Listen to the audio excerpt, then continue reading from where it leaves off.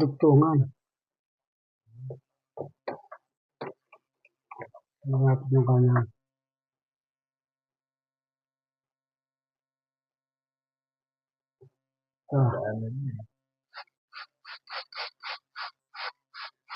pinagkakainaan yan. Yan. Yan. Yan. Sa ilalim. Ayun.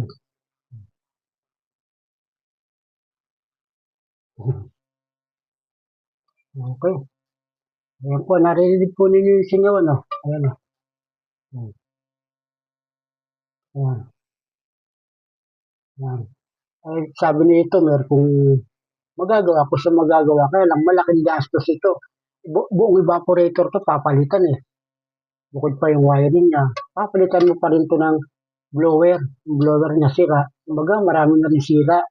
Kaya, ang advice ko kay Tumer, bili na lang siya kahit mga second hand na refrigerator para may magamit sila. Ngayon, si Tumer naman, hindi naman ganong ano.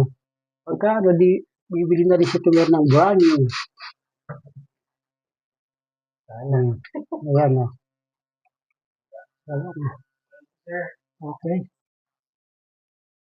Tayo po hindi po tayo nagloloko kay Tumer at sinasabi po natin ang buong katotohanan. Ito po ay lalamig, kaya lang sandali lang, mga isa o dalawang araw lang lalamig. Sayang naman yung ibabayad ni Tumer sa ating mga kapwa technician. Huwag po natin abusuhin ang ating customer.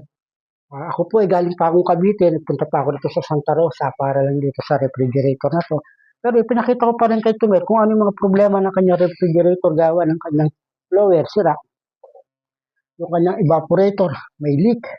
Okay naman po yung compressor niya. Gumagana yung compressor niya. Pinargahan natin siya ng pressure. Nasa 60 PSI ang ina. Kung nakakita niyo yung video ko kanina, ngayon, ilan na? Wala na, nasa 10 PSI na lang. Ibig sabihin, malakas yung kanyang leak sa loob ng evaporator. So, stay tuned na lang mga kaibigan. Wala na tayong magawa rito. Okay, salamat po. Maging makatotohanan po tayo sa bawat customer na ating makikita, ating makakasalamuha. Para po tayo pagkatiwalaan at hindi madadama yung mga technician na lumalaban ng parehas. Maraming salamat po. Paki-follow and subscribe na lang po ang aking YouTube channel, #mga ka-Jeprox. At paki-follow na rin yung aking FB page. Salamat po. Sir, ano pong